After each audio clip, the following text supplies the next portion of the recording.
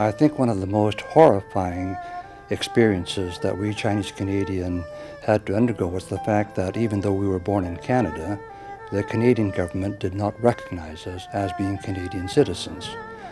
I was born in Victoria in 1924, and under the immigration regulations existing at that time, my father had to register my birth with the Canadian immigration authorities.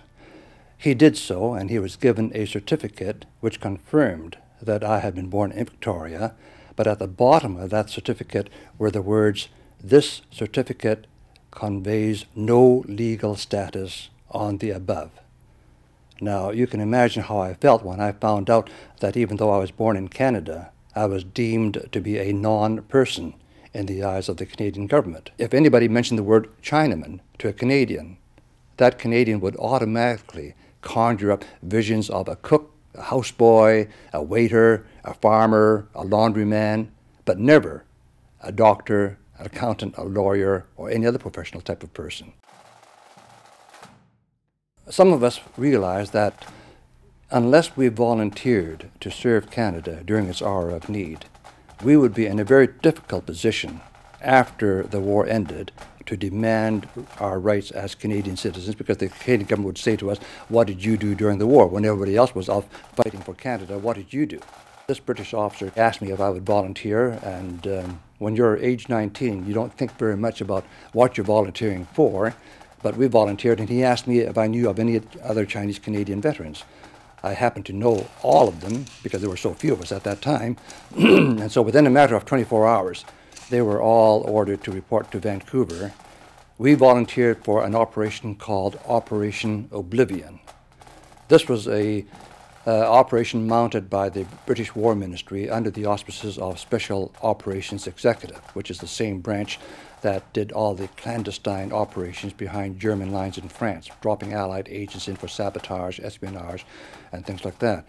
The original plan was for our group to go into China and to arm and train an army of 300,000 communist soldiers, because the British government considered at that time that they would help whoever was fighting the Japanese.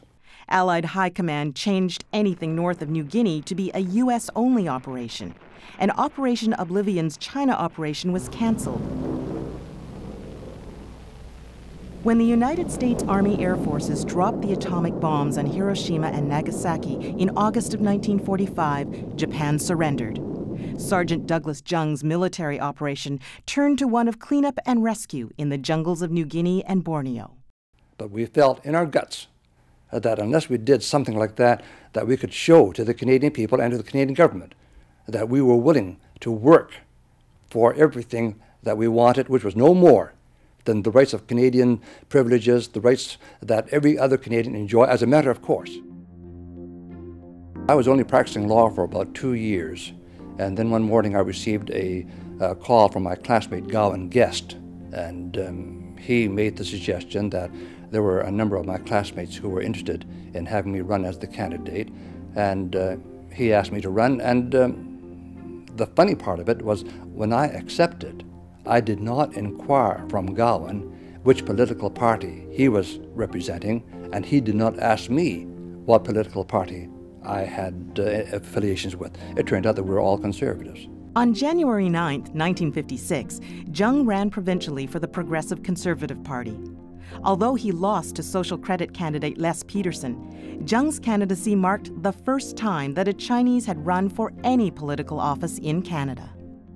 Guest and Jung persevered and decided to tackle a bigger prize in the next federal election. They would run in Vancouver Centre against the sitting Minister of Defence, Ralph Campney. Good evening, ladies and gentlemen.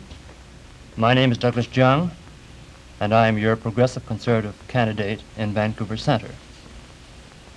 We are getting very close to Election Day, and by now you will have heard many appeals put forward before you from other candidates. Your duty now is to sort out these appeals put before you. On Monday, June 10, 1957, John Diefenbaker's Progressive Conservative Party toppled Prime Minister Louis Saint Laurent's government, ending 22 years of Liberal rule. History was made that night because Canada had elected its first member of Parliament of Chinese heritage, Douglas Jung. I can see my father-in-law coming home that day who lived with me, and he threw his cap far away into the Chesterfield as he walked into the door. Oh, we won, and Doug Jung won. I'm so proud, I'm so happy, you know. They hoisted him on their shoulders like he was a hero, and he was. He was definitely a hero. That here was a man who got elected, defeated Ralph Campney, part of our legal establishment here in the city of Vancouver, a very well-respected minister in the cabinet. And here's this young upstart, took him on and beat him. I was elected in a constituency which was the same area which 50 years earlier, in 1907, had seen Canadian roughnecks come down into Vancouver Chinatown, where they smashed all the stores and took the Chinese and tied them together by their pigtails and threw them and their belongings into False Creek. Now, 50 years later, that same constituency that perpetuated this terrible act on the Chinese community made amends by electing the first Chinese Canadian Member of Parliament. Diefenbaker had a special bond with his neophyte Chinese MP. Jung had barely learned where his seat in the House of Commons was before Diefenbaker surprised him with a major assignment. I was sent to the United Nations to represent Canada as chairman of the Canadian legal delegation. And this was a very subtle and astute gesture by Prime Minister Diefenbaker, because by that one stroke, he told the world that here in Canada, we no longer have racial discrimination. Because without any flag waving, without any beating of the drums, we have a Chinese representing Canada. And I remember the first day I took my seat at the United Nations. One of the ushers came over to me and said, "I'm sorry, sir, I think you're sitting in the wrong seat. This is for the Canadian delegate." I said, "I am the Canadian delegate." Well, I don't think that anyone could understand the surge of emotions that went through me when I took my seat at the United Nations, because that was only in a short 9 years from the time that we were given the rights of Canadian citizenship, from 1947 until 1956. In that period of 9 years, from being a non-person, I had arisen to the position of representing Canada at the United Nations. Politically, the most important legislation that Jung fought for was the amnesty program. The government recognizes that it was the early restrictions which made some Chinese adopt illegal methods in order to be reunited with their families. With this objective, namely that of being reunited with their family, there can be no quarrel.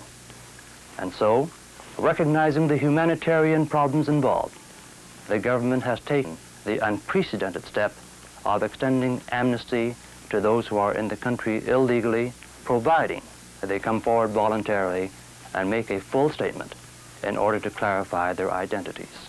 When he first got elected, I was still in high school, but I've always been active in politics or student politics.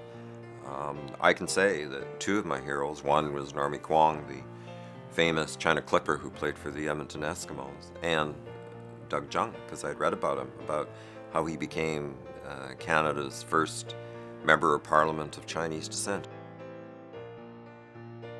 During his tenure as an MP, Jung also helped establish the National Productivity Council, made changes so that Canadians could collect pensions anywhere in the world, pushed for formation of the Canadian Coast Guard Service, and changed income tax laws so that students could deduct their tuition. Always ready to guard the country he loved, he continued to serve with the Canadian Army Militia. There is now a new generation, a generation raised and born in Canada and who have made significant contributions to the community. In the professions, in business, in the fields of art and education, yes, and in service to the country in time of peace and war. The record has been a proud one. I love Canada. It's my country. My loyalty, my allegiance is to this country, but I cannot forget that I have the blood of 5,000 years of Chinese culture. running through my veins. But that does not stop me from loving Canada and giving my loyalty to Canada.